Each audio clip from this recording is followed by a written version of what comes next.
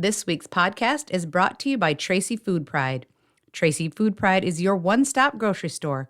Whether it's a quick pickup for milk, or burgers for the grill, or even a full week's worth of meals, Tracy Food Pride has what you need. Grocery, frozen, produce, meat, and bakery, Tracy Food Pride has you covered. And don't forget Banana Wednesday. Tracy Food Pride, hometown shopping, exceptional service. Welcome to another edition of the Headlight Hot Seat. This is number 25, so quite a historic moment on our short history of Headlight podcasts. My guest today is Elishia Christians, and she comes to us from Sanford. She's a family nurse practitioner. Thank you for joining us. Thank you. It's exciting to be able to be on, so I was really thrilled about this. Let's get to know you a little bit. Sounds good. So yes, my name is Elishia Christians, and I actually live down near Fulda, so I drive up here to Tracy to work at Sanford Tracy. And originally I was born in Rapid City, South Dakota, and then when I was 6, we moved to Pipestone, and when I was 16, we moved to Edgerton. So I joke I keep moving further inside the state. Yes, there you go. And then, yes, graduated from Edgerton Public High School, met my husband there, so we are high school sweethearts. The Flying Dutchman. The Flying Dutchman, yes. And then we moved up to Wilmer and went to college up there at Ridgewater. I went to cosmetology school originally before being a nurse practitioner. So Well, that's quite a leap. it was a leap, and I was absolutely intrigued when I was in cosmetology school by the nursing students who would come down and get their hair done. I thought what they were learning was fascinating. Anatomy, physiology. It's like, whoa. Like any kid, I didn't know what I wanted to do out of high school. Right. So I had an aunt who was a cosmetologist, and I looked up to her. I'm like, I want to be like that. So jumped on that bandwagon, and when I was in college, I realized this might not be for me. I'm just not as interested in it.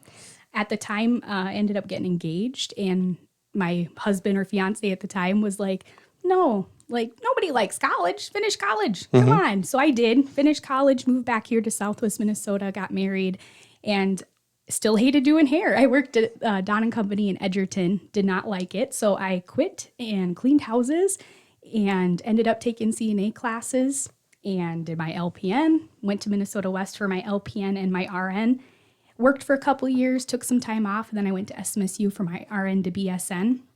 And then I knew from the beginning when I was going into this that I always wanted to go on and be a nurse practitioner. So I started with the end in sight already. So it took a while and I got some experience in between, but I graduated in 2021 with my master's degree. Okay. So got that out of the way during COVID. That was exciting times. Yeah, I was going to say it. And you're like, what did I get myself into? For real? We have a global pandemic going on, and I'm graduating with this degree. It was crazy. It's like, and it made clinicals harder. So, that was so much fun.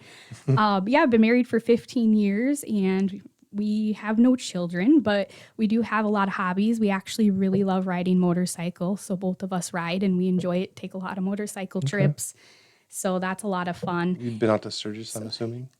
Being from the Black Hills, I avoid Sturgis. You do? You know better, right? I do know better, yeah.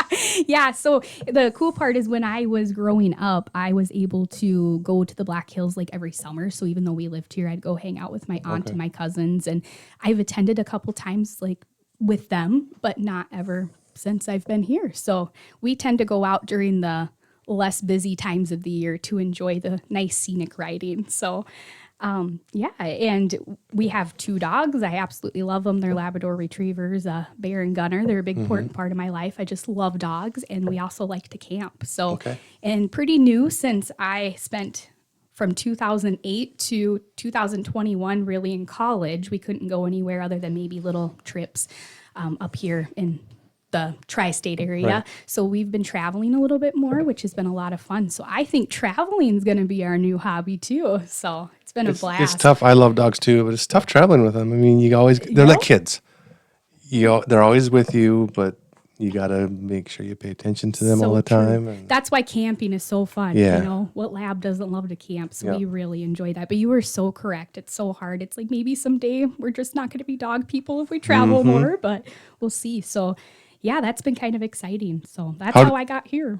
That's Sanford. How did you wind up in Tracy, Sanford Tracy? Yeah, that's a really good question. So because I graduated during the COVID era. When I was done in 2021, I was working at Murray County Medical Center in Slayton. There was no jobs available. I was a nurse over there, but we call being a nurse practitioner or a physician assistant advanced practice provider. So there was no APP jobs available. And I was working as a nurse and applying everywhere for jobs, like Indeed, everywhere. I think I had over 300 applications out. Whoa. Nobody was hiring because during COVID, nobody was coming in. Like the clinic schedules weren't full. They couldn't keep the providers that they had busy. So it was definitely an issue. And what had come up was actually wound care. So I ended up going to a couple nursing homes for wound care. It was a lot of traveling here in Southwest Minnesota, and I did not like that. And then I ended up working from home with CVS Health for a little bit out of the cities. And I mostly did telemed visits actually with COVID patients and like influenza and doing that. And then was at March of 2022. Guess what? All of a sudden, Paxlovid's coming on the market for COVID. Things are getting a little bit better. They didn't need us anymore at CVS. And the job up here came open. So it was just like truly meant to be. And I've loved it ever since. So I keep joking, if they keep putting me on the schedule, I'll keep showing up. So you're meant to be. Are you considered full-time? How does that work in the nursing world? I am very unique, actually. So I always say, if you guys come to the Tracy Clinic, you will not see my face on the wall. That's because I work for Sanford Solutions. So I'm actually based out of Sioux Falls, but I live locally. And what they do is I'm the gap filler. So like, if people have days off, help work the weekends, vacation time, leaves, things like that. And I actually am primarily here in Tracy, but I also do go over to Windham, Mountain Lake, and Westbrook as well. So I'm usually up here. And the nice part about that is our clinic manager is the same person, so he can coordinate that schedule pretty well. So That would be Alex? So actually that's Josh. Yeah. Okay. Yeah. Josh is Alex is the clinic manager. Yep. Got it. Yep. All right, enough about you. Let's talk about flu. I always want to say that. I rhymed nicely. Actually, it's a super flu we're dealing with right now. And, every year, every winter in November, December, January, you hear it in Minnesota all the time. Something's going around. What's really going around? And this, I don't know if it's just me or my friends have been afflicted. Is it worse now than it has been in previous years, or is it too early to tell? Right here in Southwest Minnesota, it's still a little too early to tell. Nationally, the numbers are quite broad too. And you're not wrong. There's a little tiny bit of like mythology going on with this, a little bit of hype just because of social media presence that we have nowadays and everything like that. But it definitely is out here. What's unique is it's showing up a little bit earlier this year than it does on typical years. Usually we don't really see that peak till kind of maybe like March, February. Okay. But this year we seen it as early as October nationally, and we really seemed to hit that peak right before Christmas probably. Right. We really started seeing those numbers. So is there any rhyme or reason behind that? Is there scientific, like the weather, or I know it's a virus, but it's a viral thing, but is there any explanation? There is a little bit. So you are so correct. So nationally, the influenza vaccine rate is really down this year. Only 40% of people actually got the influenza vaccine, which makes everybody a little more susceptible, right? So that's one of the reasons. And then you are correct. Unfortunately, we all spend a lot of time indoors during these winter months. When we spend time indoors, we're more likely to spread those germs. And so we have winter working against us up here in the Midwest. And then it's also travel season and holidays. So people are getting together, they're traveling. So a lot of opportunity for these viruses to spread. But also with that is the virus that's changed. So the strain that we're seeing is a mutated version of the H3N2 influenza this year. And because it's mutated, it's made everything a little bit worse. So it is like a perfect storm, if you would.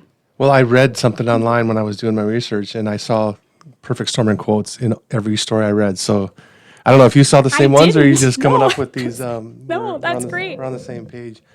Can colds and flus be just colds and flus? Let's go before COVID. I love this. When everyone got a cold and a flu, and that's what it was. Absolutely. I actually say that to patients. Yeah, right. Yeah. Since then, it's like everyone thinks, oh, it's COVID. Yeah, you're correct. Or someone sneezes, I'm super spreader or whatever. Yep, and we're seeing everything. So if you think about before COVID, I was going to kind of talk about this actually for some COVID facts, because I don't know if others know this, but COVID is a term we put together for two viruses in one. And so it's the coronavirus and then the SARS virus together.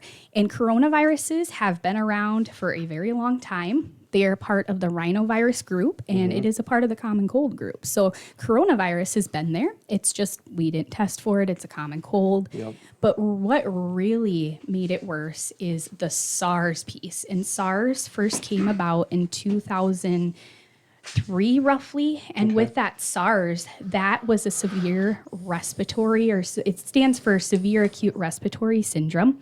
And it was first discovered in that 2002, 2003 era. And it comes from animals typically. And so what COVID is unique is we have two viruses in one. One's just a common cold, and then the other one is supposedly a really bad respiratory virus from an animal, So that's what made that pretty unique. Talk about a perfect storm. It is. Yep, it is. And so before COVID, we've seen a lot of coronavirus. Absolutely. Common colds existed before COVID. Influenza existed before COVID. But I think social media and what we all went through during COVID did change things. It made everybody a lot more aware. And it really ingrained in people's minds that if you're sick, you have to quarantine. I noticed that too. So that's actually what I tell my patients. Like, if you have influenza, we go back to what it was like before COVID. Right. And we follow those rules. Common sense. Yeah, I mean, tells you don't go out when you have the flu or a cold. Yep. Just if you can prevent it, just stay at home. Yep. And SARS was so new to us here, in the United States. It was more of a Middle Eastern thing. And so I think that's just, it really has changed society and how we see things as far as viral infections go. Your patients, do they come in, I think I have COVID? Does that linger in people's heads? They know they're sick, obviously. They know the symptoms that they have, and they tell the nurses that. But are they curious about COVID still? They are. Yep. And I would say some more than others. Those who did get very sick with COVID, I would say it's on their minds a little bit more. The majority of people just want to know, why am I sick? What can we do about this? And how do you get me better quick? I got to say though, I was thinking about that as I was driving to work today. I'm like, wow, it's 2026 and we're coming up on March when all this really started breaking out 6 years ago already. Years. And if you asked me this 3 years ago, I'd say it's still on everybody's mind and people still think COVID. People didn't think other things existed. It's finally getting better. So it is on some people's mind. I feel like it depends if they were traumatized by what they went through. And experience. Exactly. And as a healthcare provider, it's always on mine though. If you come in, I'm thinking RSV, COVID, influenza A, B. And of course other viruses exist, but. Do a lot of people request tests? Or do you still test a lot? They do, yeah. And I think the hard part with that is I also think like before COVID, maybe we wouldn't test as much because there's not a whole lot we do for a virus, right? There's no antibiotic for it. It just has to run its course. It's supportive cares.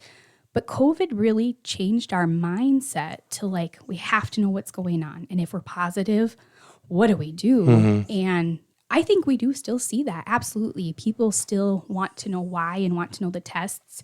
It might not change what we do, but if you're coming in pretty sick, I don't mind the test because it is nice to know what we're dealing with. And I like what COVID brought maybe into reality a little bit more is that, hey, if you have something, so maybe you were going to have a family Christmas or, a family birthday party. Well, now you have influenza, COVID, RSV, so maybe you're a little more likely to stay home or be cautious of your symptoms to not spread it to others. So I feel like it could give you power to maybe have to stay home from school. So I really miss that about the COVID era. Like I miss that it was okay for people just to be homesick and care for themselves within reason. You're the first person who has ever said, I miss that about the COVID area. Yeah, that's one thing. It's like, we let people just be sick and recover. Yeah, and then which we should always do that. Yes. But you make a good point because I think people are more aware. They listen to their body more.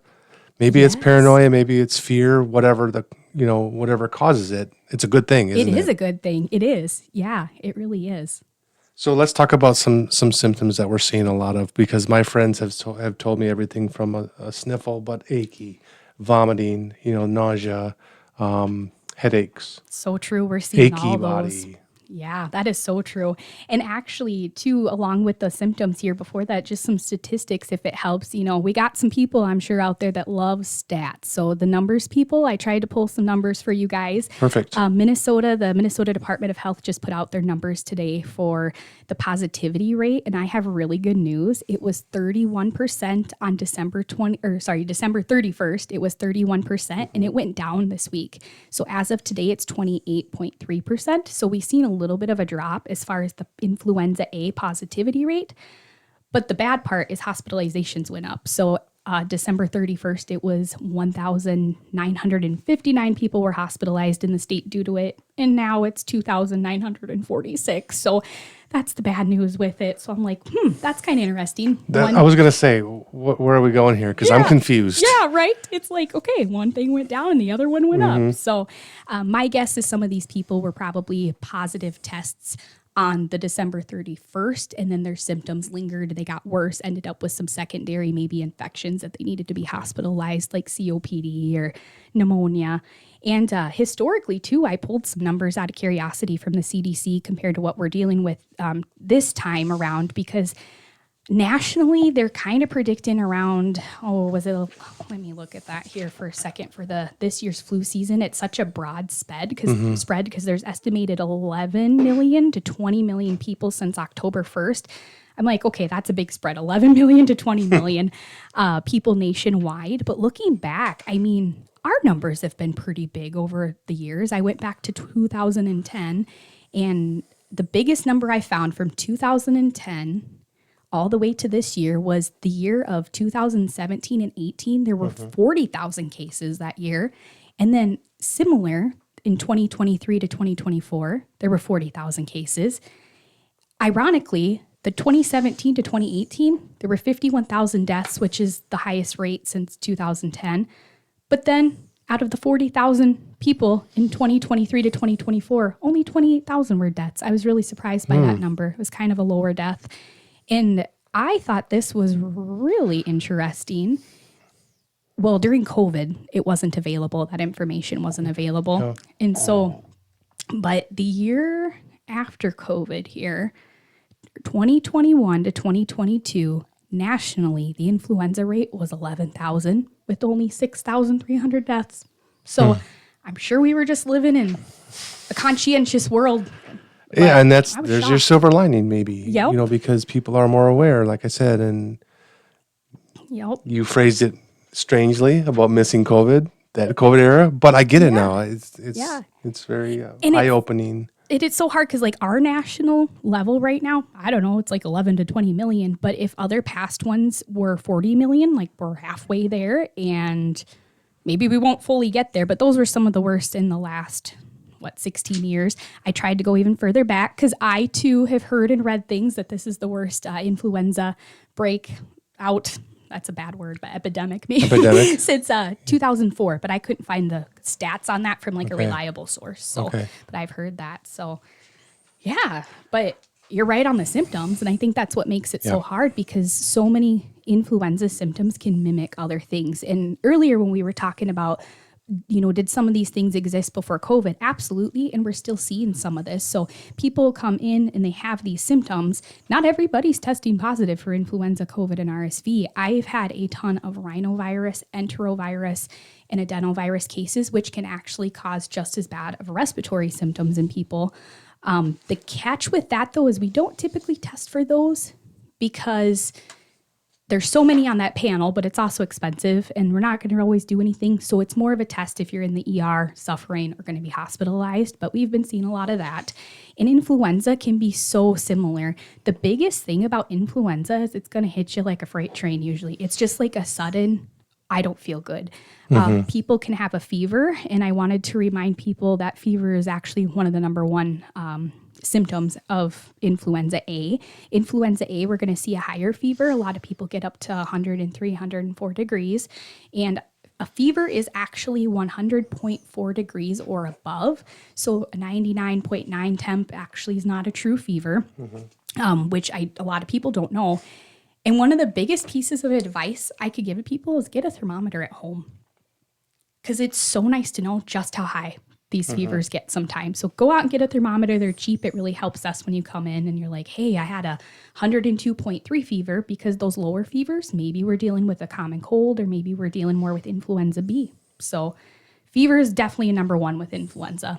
Thermometers, this just came to mind. Do you trust electronic digital thermometers, or as compared to old school, like when we were kids? Well, when I was a kid, I'm older than you are, but Yeah. we had the one that mom stuck it in under your tongue, and it was gross, and it sat there for 2 minutes or whatever. And then you got sick from the thermometer. Yeah, right. You're like, And now it's this digital stuff, technology, and it's different, and it's done so much quicker. Are those trustworthy? They are. I think like with anything, you got to get a trusted brand though. You know, if you're ordering like a 30 cents one off of, what is it, Temu or TikTok? I'm not on the social media world that way. Same. Like maybe not so good, but correct. And actually we utilize a lot of different ones like in the emergency department or the clinic, because if you were doing an oral temp and you just ate something warm or cold, it's going to affect it. But the temporal ones that are the digital, and you can rub them across the forehead, or during COVID, a lot of them were just ones you kind of aim at your head and it comes up with a number. Those can be affected if you have, been in like a warm car or air conditioning or things like that. So they're not always reliable.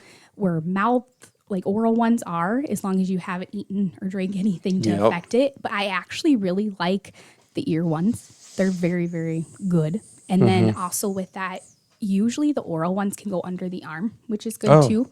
So I think any of them, my thing is like with kids, if you know your kid isn't going to let you stick something in their mouth or ear, then go ahead and get the digital one, like the temporal, the one you point at them. Like it's helpful. It's helpful. So that fever is going to be your number one usually symptom with influenza.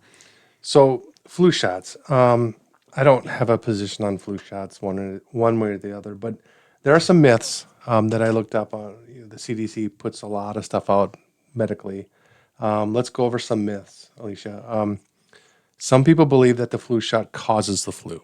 I guess I read it on the internet, so it must be true. That's right. That's not true, no. is it? Yeah, no, it does not. So I was saying that's right. To the internet must be true, you guys. Just to clarify before somebody hears that wrong. I almost caught myself saying the same thing. Like, I didn't mean that.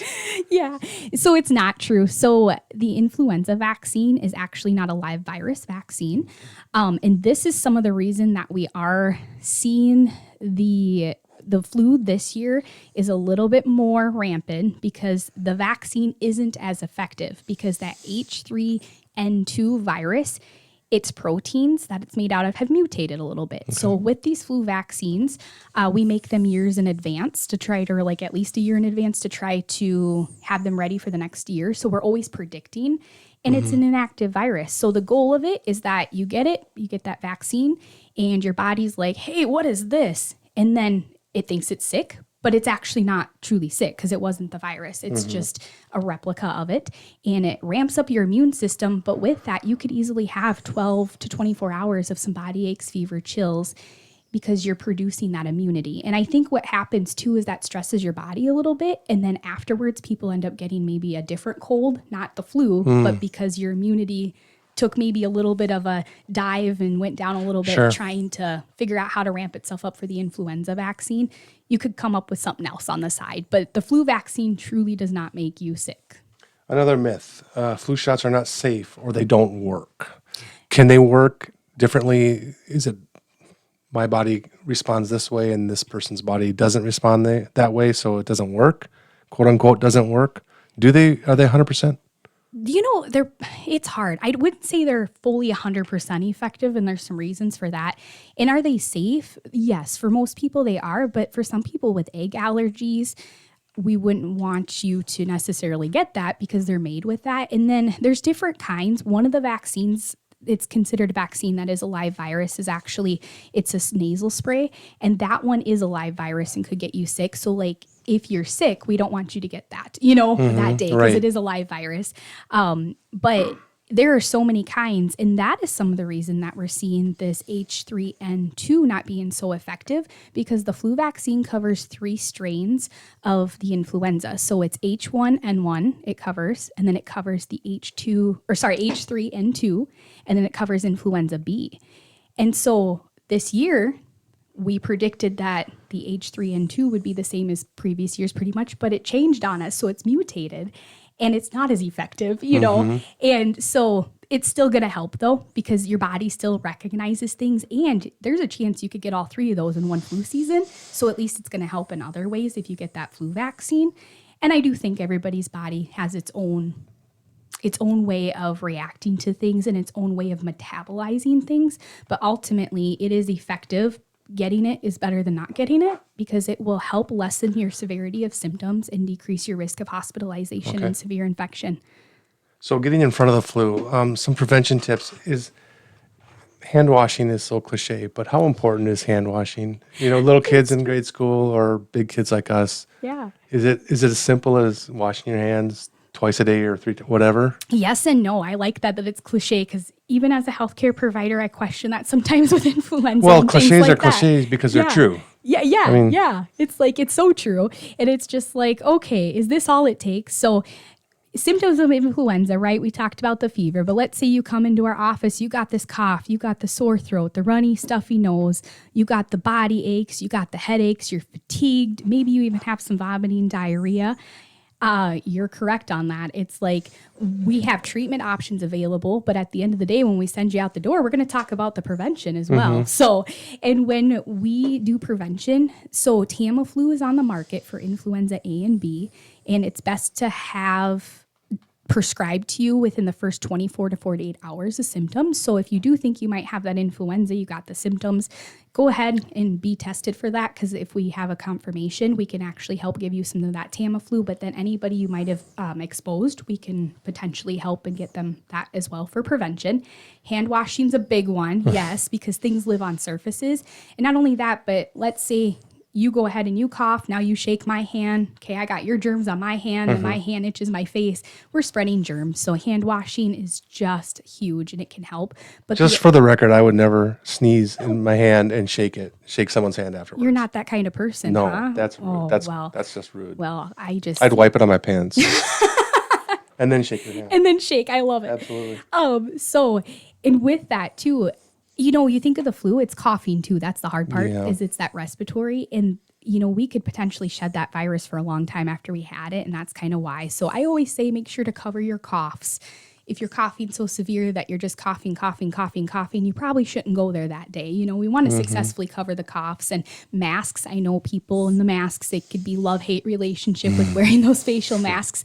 But back before COVID, that's what we did, guys. We, as healthcare providers working in long-term care, I remember seasons we wore masks all seasons to prevent bringing it into long-term care facilities. I have a long-term care background, and then honestly, to prevent getting it for ourselves. So with influenza, masks work really well, but hand washing's a must. Yes, yes. Well, the mask thing, it became so political, and it was just, I'm going to use the word gross, because it took away the spotlight on the purpose of wearing a mask. No one liked them. I mean, never knew one person who said, "Oh, this feels comfortable. I like this mask." Everyone hated them, but they were so important. And you're pro-mask, I'm assuming, because of your background. But that whole mask thing, you know, I think it divided a lot of people. It did. And we didn't need another thing to divide us in this country, for sure. True. Yes, it did. It did. And it's hard. And I find it weird not wearing a mask sometimes at work because I'm not so used to it. And after COVID, I did the same thing. I'm like, okay, the mask mandate has been lifted. Yep. And I felt like, kind of like with a cell phone. Where's my cell phone? Where's my mask? I forgot my mask. Oh, I don't have to wear it anymore. Yep. And I'm a firm believer, like, I do think there's a time and a place with it too, but we have to spread these germs too and live, you know, that's the hard part with it. So even like with influenza, if you're going to be in close proximity with other people, or maybe you have surgery coming up and you want to stay healthy, I tell patients, wear a mask. Like if your surgery's in 2 weeks, avoid crowds and just wear a mask. Yes, or if you're going to fly, wear a mask. Like, yep. That really helps a lot with the flu. So. All right, let's move into my new segment. It's relatively new, best and worst. That's what I call it, and it's pretty self-explanatory. Elishia, what's the best part of your job? I have kind of a lot of best parts, but I like people, and so I think that's some of the best part is you get to meet so many people of all different walks of life, all different nationalities. I just really enjoy them, and I enjoy being able to really help and care for them and trying to make their their life truly better. And something that can be difficult as well as a good part is you see people on some of their worst days of their life. Right. So that is tough, but I also enjoy that for a job, just to be so trusted that it like people come to you on some of the worst days of their life. It's like, that's something to be said. No 2 days are the same. And some things are absolute chaos. And I love that. And you're always learning. In this job, you're always a complete lifelong learner. It keeps me very humble. Every day I go to work, I learn something. I don't know everything by any means. And I hope that never changes because... You'll never know everything. Correct. Yeah. And it's like, to me, life would just be boring if I did. And it would also be boring if I didn't continue learning. And kind of what we're talking about with the flu, I mean, things are changing. So it's like in healthcare, things change. So you got to keep every up day, with I that. bet. Yeah. So things just change. I also specifically love working in rural healthcare. I like rural healthcare because you have to know a little bit about everything, but you're not a specialist. And it does come with its own unique challenges, but I really enjoy it. And ironically, my favorite thing that I do is I love diabetes management. So there's so much I liked about my job. I'm like, yeah. It's like, Well, that's a good where thing. do we start? It's a good problem. We could talk for an hour on the likes. Hopefully. What about the dislikes? What's the worst part of your job, Elishia, if you don't mind? You know, some of those same likes can also be dislikes. It's just, it can be so difficult either way sometime. The chaos that we're in, that can be hard sometimes. It can really weigh on you. I find myself going home at night. It's hard sometimes to shut off those thoughts. Like, did I do the right thing? Did I check that box? Did I order that before I go? Because every day we're all going to work and we're just trying our best. And I believe that about most people in society, but you really hope you did your best at the end of every day when you go to work. No 2 days are the same. So planning is a nightmare. You just said that was one of the best part of your job. It is, but it's one of the worst. Okay. Yep. So, it's good, but it's bad. I love that no 2 days are the same, but I'm also kind of a planner in the same way. And that's something I've really had to shut my mind off because I think we all do it. We go to work with expectations. Yeah, you can't do that. So it's like, don't have those expectations.